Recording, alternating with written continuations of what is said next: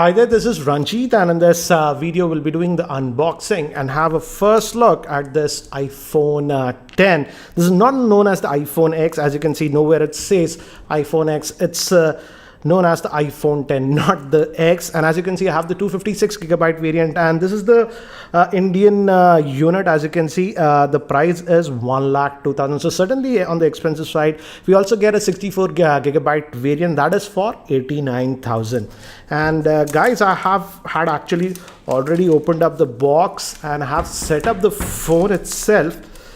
In fact, I was stuck yesterday at the airport, so just used it a little bit, took a lot of snaps, so I'll show you that later, but I've repacked it. As you can see, you get that designed by Apple in California, so you get the Apple stickers with this one, small pamphlet that gives you an idea. The biggest difference is the screen and the Face ID. I'll talk about the Face ID because I've used it now for the last 12 hours.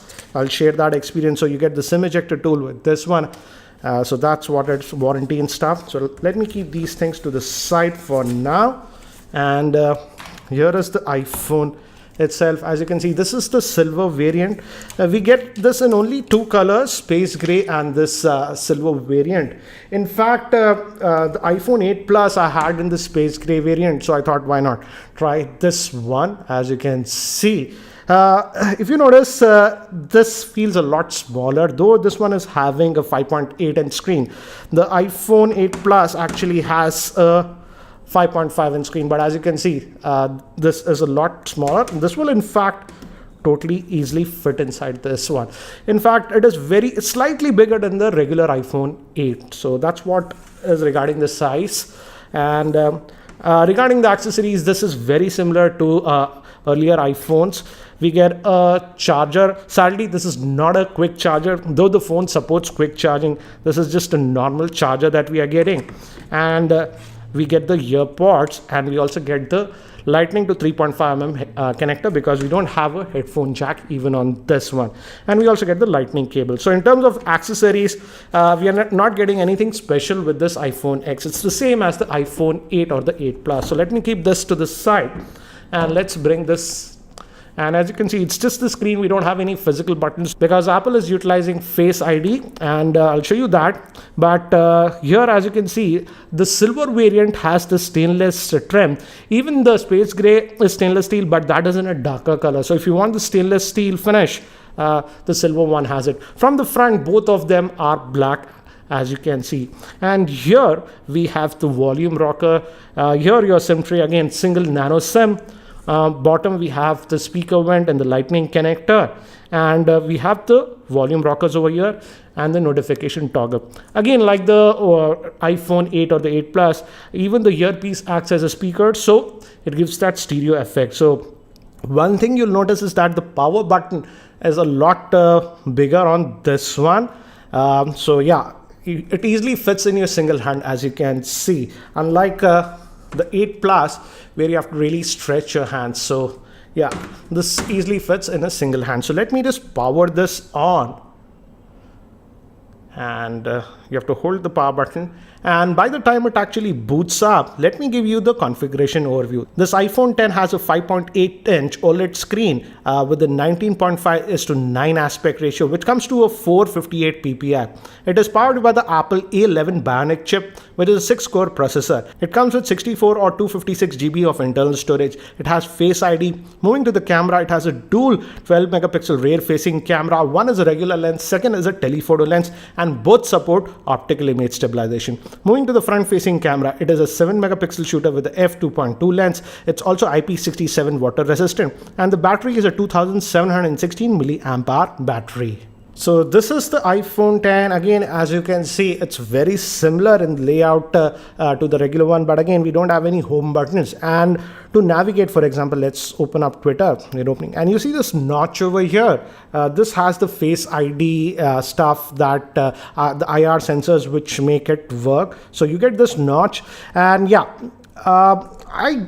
it feels a little bit distracting initially, but after a couple of hours, I almost forgot about it. And another thing is that not all apps actually take use of this full, screen size. Apple is still updating. Developers have to update their apps. For example, if I go to my mail app, as you can see, we have those up and down notches. So that is something that you have to note. Again, that will be solved later on, but most of the Apple apps, as you can see, it's fully there like this. So again, to go back to the home screen, you just swipe like this, it goes back. And you might ask, what about the multitasking? For example, let's say we open this setting and stuff, and for multitasking, actually you just hold it like this and you get to the multitasking tray like this.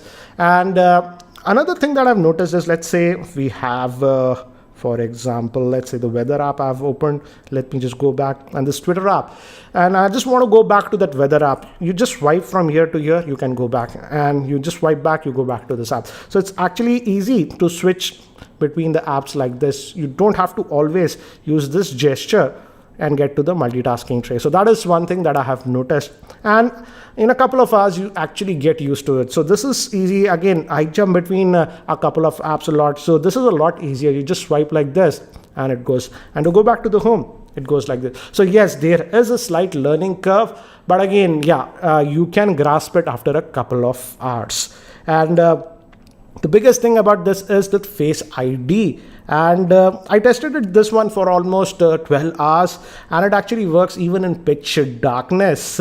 For example, this is switched off, and if you just raise your phone, it actually comes like this, and it unlocks like this. And by default, it does not. You have to swipe this to unlock. So if you just look at the phone, it won't unlock. And another thing is that if your eyes are actually closed, it won't work. For example, let's test that. I'll just keep my eyes closed,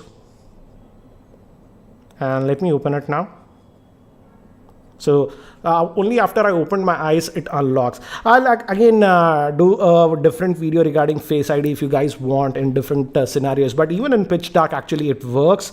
I have to really test how well it works in bright outdoor sunlight conditions. That is the thing that I didn't test.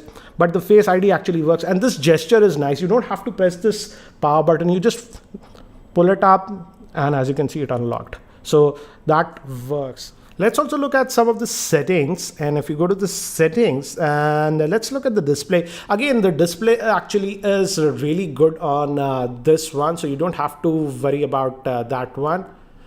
And as you can see, the display is really good. It's a OLED screen, and it also has that True Tone option, and you can enable or disable. By default, it is enabled, but if you enable it, and sometimes in indoor lighting conditions, the screen tends to get a little bit on the yellowish side, because that's easier on your eyes. So that is also a toggle over here. And regarding the storage, if you go to general storage, this is the 256 gigabyte variant, and out of that 256 you roughly get about 245 GB. So that is another thing you have to note, because if you are a very heavy user, yeah, the 64 GB variant is there, but that might not be enough.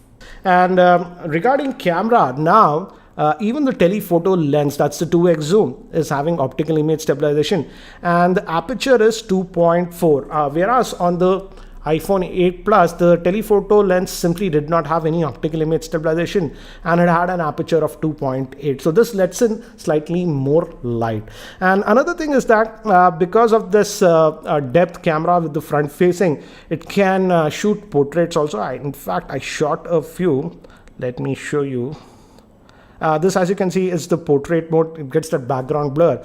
And if you click on this and edit, you can change. If you go over here, this is the portrait, natural lighting. This is the portrait light, studio lighting, contour lighting, and stage lighting, and other effects. So this was only possible with the rear facing camera, but now this is even possible with the front facing camera. And the camera interface again hasn't changed. If you see, it's almost the same.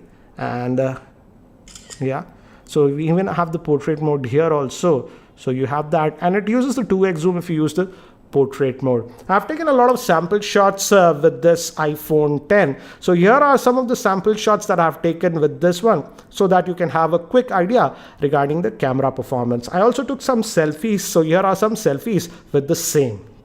So what do you think about the iPhone 10 And yeah, I will be comparing it with some other phones also. For example, particularly the camera performance with this Pixel 2 XL, because the camera performance on this Pixel 2 XL is actually very good. And I'll be posting my review in about 2 odd weeks or so. But I know quite a few of you might be having a lot of questions regarding this iPhone 10. So do post your questions in the comment section below, and I'll try to post a FAQ video in the next 2-3 days. And if you're still not subscribed to my YouTube channel, hit that subscribe button. Thanks for watching. This is Ranjit, and I hope to see you in my next video.